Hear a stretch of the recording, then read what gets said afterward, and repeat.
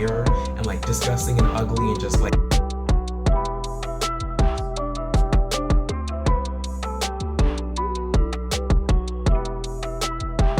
Nobody asked you, Chris. Hi everyone and welcome back to my channel, Nobody Asked Chris. If this is your first time here, Nobody Asked Chris is a channel where I'll be giving my unwanted opinions on different topics such as movies, TV shows, music, or anything else that I find interesting that week. In addition to updating you all on my hair lock journey. Yeah, as you can see, my background is different. I moved into my dorm this week, so you'll be seeing me broadcast from this space as opposed to like, the clear white walls of my room at home. So, this week's video is going to be me ranking the 9 Disney remake movies that I watched in the past week. Like I said in my last video, last week I watched the Aladdin remake for the first time, and I actually enjoyed it. And I had been avoiding it I had been avoiding it for so long because I just thought I wouldn't like it, and so I was like, I'm not gonna watch it. But then I don't know, like something spoke to me and like, Christian, watch it, because I was like scrolling on Disney Plus looking for something to watch, and it was right there. So I was like, why not? Let's see what it's about. And I actually really enjoyed it. So then I was like, maybe I should rank all the Disney remakes. I spent the last week or so watching all the Disney remakes. The ones that I won't be like ranking on the list are the Alice in Wonderland and the Alice in Wonderland and the Maleficent sequels, because as far as I'm concerned, those don't exist. Disney stopped at one Alice in Wonderland movie, and that's it. And Disney stopped at one Maleficent movie, and you can't convince me otherwise. Like, they only have one of each of those movies. I also didn't include the Lady and the Tramp movie because I fell asleep multiple times while trying to watch this. So I think that already like shows where it should be. So I just like don't even care for it at all at this point.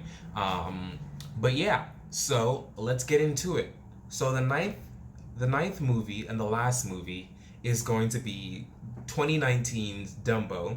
I know this sounds biased because last video I was very sad that I had to watch Dumbo, but Dumbo isn't on the bottom of the list because it's bad. It's on the bottom of the list because it's just not as good as the other ones. Because I watched Dumbo and I enjoyed it. I wouldn't watch it again. Like, I think one and done is fine with me. Like, I wouldn't ever say, I want to rewatch Dumbo. That was a really, really good movie. But it was enjoyable for like the 2 hours that I watched it. It was a nice story. I've never seen the original Dumbo, so I don't know how it holds up in comparison to the original Dumbo. But on its own, it was pretty good. It was interesting, It's about, if you don't know what Dumbo's about, it's about an elephant with big ears who can fly. And it was nice. The acting was nice. Yeah, I don't know what else to say about Dumbo besides like it was just enjoyable, but it wasn't like, I don't think it was better than any of the other movies that I have above it, and that's why it's on the bottom. And it's not necessarily like bad or anything, it just wasn't as good as the other ones. And yeah, so number 8 we have 2017's Beauty and the Beast. I remember seeing Beauty and the Beast in theaters and trying to keep myself awake the entire time because it just wasn't exciting. Beauty and the Beast is like my mom's favorite Disney movie, and she's probably gonna be upset that it's so low on the list. But like this remake, I don't know, it didn't do anything for me really. I almost fell asleep rewatching it this time. So like once again, like I don't know, it just wasn't doing anything. Like they added like a few songs in there, which was nice. I didn't want new songs, but they were nice songs, I guess. I was like, it was nice. What else? It was weird. It was always weird to me that they had Emma Watson play Belle because it takes place in France, and Emma Watson is a British actress, so that was always weird to me. But I was like, okay, like they had to cast someone who like a nice star that would get people to come to theaters, and like obviously it worked. It made a lot of money. I don't know how much because I don't care, but I know it made a lot of money. But like it was okay. Beauty and the Beast, first of all, like the movie, as I was watching it, and I was like, there were like some weird things because if the Beast was a prince and everything, he's like, I want to say he looks very early to mid-20s type old age when he's in human form. Why doesn't he know how to read? You're a prince. You have money. You have power. Why don't you know how to read? That's weird. That was weird because I was like, wait a minute, that doesn't make sense. Obviously they had to create that connection between him and Belle, but I was just like, you not being able to read kind of doesn't make sense. And I never questioned that until now. Also, it's just very messed up how like the entire staff was cursed because the prince was mean to like the witch or whatever she was, like the witch. Like, I'm just here to like wash windows and collect a paycheck, and like now I'm a toothbrush for the rest of my life because he decided to be mean to you. I don't think that's fair. And honestly, yeah, that's why. Not that's not why it's like so ranked low on the list. Those are just like two glaring things that jumped out at me when I was watching this. Like, those two things don't make sense. Like, that's not fair. And also, like, why can't you read? But other than that, like the movie itself was like, it was nice, it was good. Um, yeah, I just don't think it was spectacular enough to be any higher on the list than number 8. Number 7 is going to be 2015's Cinderella remake. Um, Cinderella, great gowns, beautiful gowns. It's a very pretty movie. The acting once again is very good. Kate Blanchett is a really great actress. I say this having only like seen 2 movies with her, this one and Thor Ragnarok, but from those 2 movies, I can deduce that she is a good actress. She plays the evil stepmother very well, and her performance is really good. She does she always play the villain? Because I know she plays Hela in Thor Ragnarok. But anyway, she does it phenomenally. Great actress. Helena Bonham Carter, is that her name? She's an amazing actress too, and she's in there as the fairy godmother. And I wish there was more of her, but obviously the fairy godmother's role in Cinderella is pretty limited. Besides after like the going to the ball scene, so like I understand, but like she was great in those like 5 minutes she was on screen, and like the acting was great, the story was good. Like everyone, like literally everyone knows Cinderella. The story wasn't that much of a surprise. Like they added a few scenes. I like how in the remake they made the prince and Cinderella meet in the woods in first before the ball. So like so Cinderella didn't know he was the prince. She just thought he was like some random hunter, and then he didn't know. Well, he assumed that she was like a peasant, which she was. And so like they have like this kind of love connection that they have in the fairy tales, like, oh my gosh, like we had one conversation and now I can't stop thinking about you, stuff like that. And then when they meet at the ball, the prince is like, he thinks she's a princess, so he's like, oh my gosh, you're a princess. And then she sees he's the prince, she's like, oh my gosh, you're the prince. And so I thought that was nice because like they already liked each other, or like were vibing together before when they met in the woods. And like Prince Charming thinking she was a princess at the ball was just icing on the cake. Like he didn't like her because she was a princess, he liked her, and then him thinking she was a princess was just like icing on top.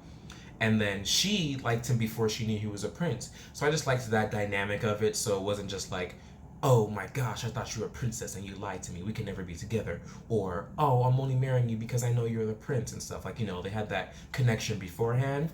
So that was nice. That was like a nice little element that I liked. But other than that, like same thing with Beauty and the Beast. Like it was okay. Like it wasn't okay. Like I would probably rewatch that one many, many, many months from now, maybe like a year or two. But I can see myself rewatching it because like it's a very pretty movie. Like special effects are nice. The costuming is very nice. The set design is nice. It's a nice movie. Yeah. Also, and I know these are like based like way back when, but like in Beauty and the Beast and Cinderella, like they just had people dying left and right of sickness. Like I think in Beauty and the Beast it was like influenza or something like that, something we can cure now. And then Cinderella, like her mom died of sickness, her dad died of sickness, the prince's dad died of sickness. Like it's just a sickness thing. Granted, I know like way back then people in Europe didn't wash themselves, and like that was the thing to happen. But like they could have like been creative and said like like I don't know, died in a sword fight, a bull, gourd. I don't know. Like like it was just like crazy because like dang, like every 10 minutes is someone dying of a sickness. Number 6 is 2016's Jungle Book, and this was directed by, I'm not gonna say what directed by, it doesn't matter. I liked the Jungle Book a lot when I first watched it I didn't see it in theaters. I think I saw it when it's on Netflix, and I liked it a lot. And rewatching it, I still liked it. Like it wasn't something that I went back to and was like, this is terrible now. Why did I like this before? Like I still liked it, and it was a good story. I know I have at home the Jungle Book cartoon version, but I don't remember, and I do remember like the main gist of it, but I don't remember how much of the Jungle Book remake was like added or changed. I know like I know some parts are like, wow, like this is added, this is new. Like I know for certain the endings of the two are different. Like in the original one, he goes back to the village, um, and then the remake he just stays in the jungle. So I know that for sure is different. I'm not quite like it's like there are a few things, but it was a very good movie. That kid who plays Mowgli is a great actor because he's practically the only thing alive moving on set. It's like CGI animals, so like none of the animals are really there. I'm pretty sure he was like on a green screen set the whole time, and he's like a really good actor because he's basically the only human in this movie. So I just want to commend whoever that kid is. Hope he's doing well in life because that was great acting. I believed him being Mowgli, and the Jungle Book was it was just really good. Bill Murray as Baloo was like god tier casting. Like I don't think they could have gotten anyone better to play Baloo than Bill Murray because I don't know. Bill Murray is like he's a comedic actor, so him being the laid back bear in the Jungle Book just makes sense. And when I heard his voice, I said, "That's Bill Murray. That was genius. Good job casting because that was genius." Idris Elba also did very well. He played Shere Khan and he was very convincing as a tiger, as an angry tiger. So good job. Like the acting was great. The casting was great, and it was a really good, enjoyable movie. And the only reason why it's like down here at 6 is because like I just think the movies above it were better. But I would definitely rewatch this, probably a bit more often than Cinderella. The rewatch value is like high, as you notice, like as we go up in the list, the rewatch value or like the amount of times like I would rewatch the movies goes up as well. So like I would rewatch Jungle Book more than I would watch Cinderella. Definitely more than I would watch Dumbo because I'm not watching that again unless like I don't know. I don't plan on watching that again and saying, let's watch Dumbo. But like Jungle Book, I can see myself rewatching because it's a very enjoyable movie. Next, we have so now we're on to the top 5, and the 5th one is the Lion King remake that came out in 2019.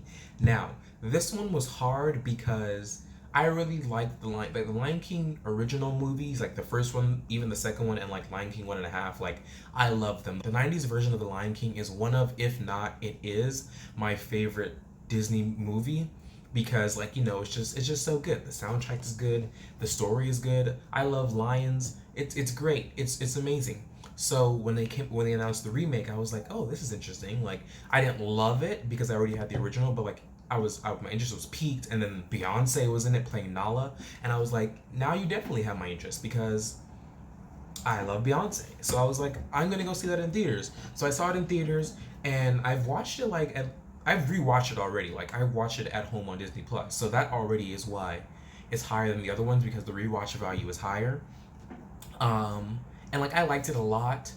The Lion King, it's definitely a movie that we didn't need. If we had never gotten this, I would have been happy. Despite like the Lion King remake was really good, and it came with like the Lion King the Gift, which is a Beyonce curated album, and it also gave us like Black is King, and like those were amazing. Like the album and the Black is King film were like amazing. But like if I had went my whole life without watching the Lion King remake, like I would have been happy. I don't think it added anything to the movie. It's CGI animals just like the Jungle Book, but like because it came out in 2019 as opposed to the Jungle Book, which came out in 2016, obviously like the CGI for the animals is a lot more realistic, which on the one hand is cool because you can see how the technology has progressed in those few years, but also I think the realism of the lions takes away from like their facial expressions and everything because like so many of the animals are like they look real. They look like the real counterparts of what they're supposed to be. Like they can't do certain facial expressions that you see in the original Lion King because real lions don't pout their lips. Real lions don't do certain things that they did in the Lion King original that they left out of obviously the Lion King remake. And so that kind of took away from it. And I understand that had to happen because it's like super realistic, but it still hurt not to see it in there. And I think in the Jungle Book, because like the technology wasn't as advanced or whatever, it you can they the animals were a lot more expressive than the animals in the Lion King. But I don't know if it was because like the technology wasn't as advanced and like they relied on that a bit more in the Jungle Book. But yeah, I just noticed that, and I appreciated how in the Jungle Book the animals were a bit more, well, were much more expressive than the Lion King animals. But that being said, the Lion King remake was still good and still enjoyable to watch, and it's something that I definitely would rewatch. I wouldn't rewatch it over the original, but if I'm like, but I would find myself in the mood to watch it here and there. So number four is 2019's Aladdin. Yes, I know, a movie that I waited a year to watch because I thought it would dislike came up in the top five. It's weird, but the Aladdin remake was just really, really, like, really enjoyable, and it hurt not to put it higher because like I really enjoyed it. Will Smith makes an amazing genie. He played that part so well. He made it his own. Robin Williams, may he rest in peace, was an amazing genie also. And Will Smith, you can tell Will Smith didn't try to be like Robin Williams, which I appreciated. He said, I respect Robin Williams and what he did with the genie. Now this is my turn to show what I can do with this character. So I love that a lot because you can tell like where Will Smith shined through in the part, and like, yeah, like, it made me believe like, yeah, he is the genie. Like Will Smith was, this role is for him. So that was just amazing. He honestly carried the movie on his back. If I'm being completely honest, he was the best part of the movie. He was also the best singer of the movie because they added a song for Jasmine to sing about how she won't be silenced, and let's just say that singing loudly does not mean singing well, and that was a lot of what was going on. Was just like singing very loudly, but it was still a very beautiful movie. Costuming great, set design great. They took out Prince Ali reprise, which was kind of sad. I was like, oh, I like that. Like, I like Prince Ali a lot, and that was amazing too. Like that Prince Ali sequence was great. The Prince Ali reprise was taken out, and I was like, oh, like that sucks. But overall, like it was still really enjoyable. I genuinely laughed at a lot of parts, and they added like the genie. They added like a storyline for the genie so he can have like a little life and everything throughout the movie, and it was just like very well done, and it wasn't just like a carbon copy remake like Cinderella or Beauty and the Beast was. It was like a remake, but here are some new elements that you didn't quite get in the first movie, that we want to add. Beauty and the Beast, they did that too, but I don't think the elements they added were that important to me anyway, and I just didn't care for them. Whereas the Aladdin one, I was like, oh, that's interesting. Like, I like that. That's cool. And that's why it's at number four. Really great, really well done, really amazing. I would definitely rewatch it. I'll probably rewatch it before the year is over because I just thoroughly enjoyed it. Yeah. Number three, top three,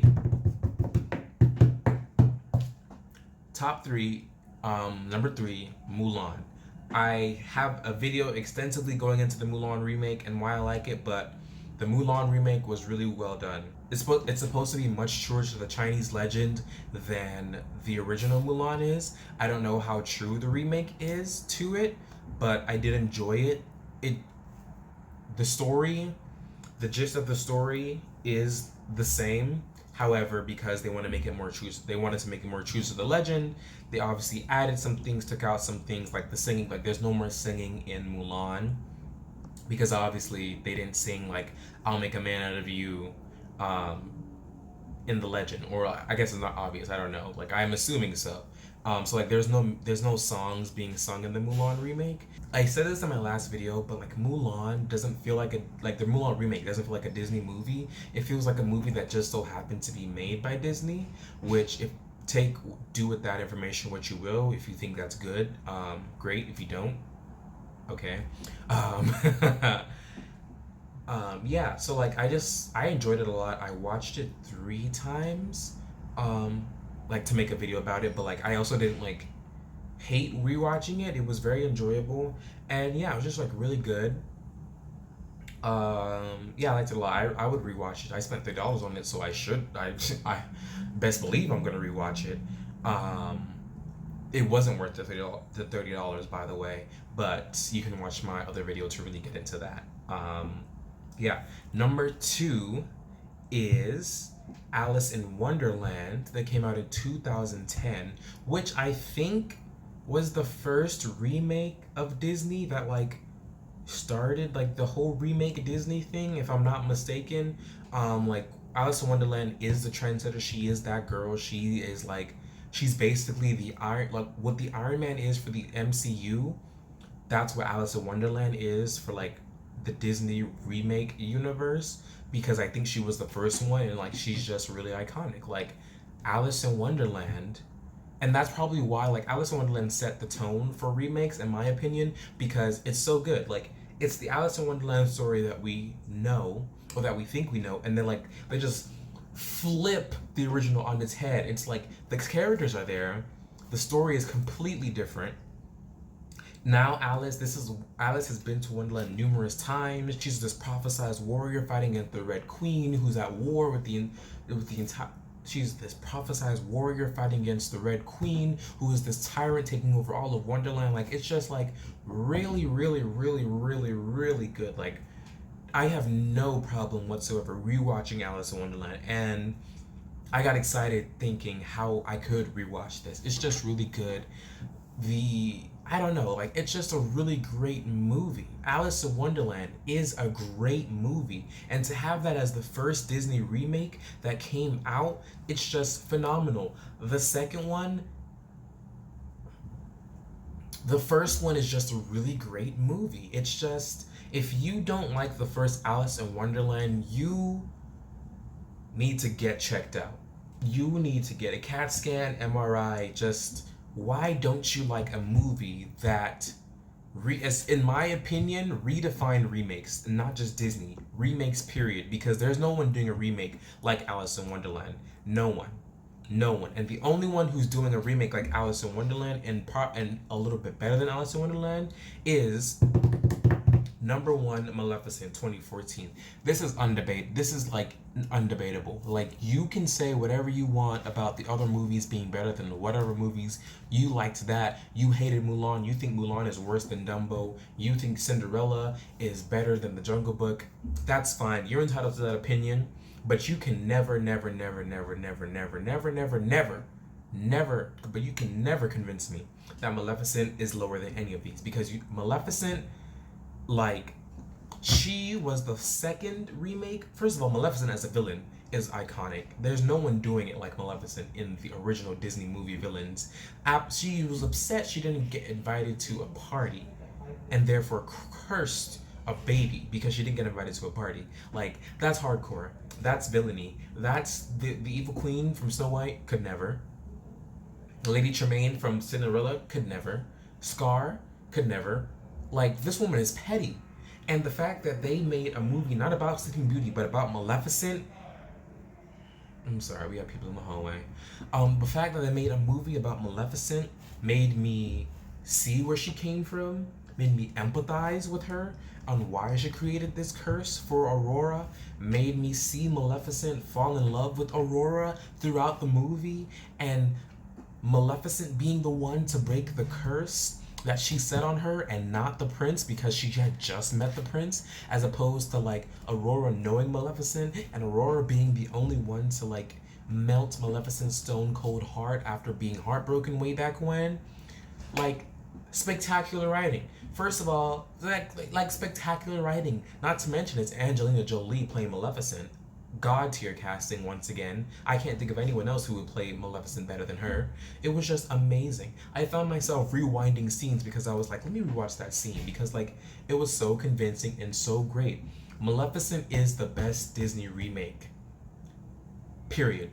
And I don't think any remake afterwards is going to be better. And that's why number one and number two are Alice in Wonderland and Maleficent, because a lot of the other movie, like, and with an exception to Mulan, not even really Mulan, like these top two, Maleficent and Alice in Wonderland, are the only movies that truly, truly, truly change from the original, but still keep those main elements that we can recognize and we still love. Like the other remakes are nice, with the exception of like Dumbo, because I've never seen Dumbo, but I'm assuming like the stories and everything are similar. The other ones are for sure similar, and yeah, like the other ones are for sure similar, and they're just like done with special effects and CGI and everything. Like they might change one or two things, but Maleficent and Alice in Wonderland, like they changed a lot.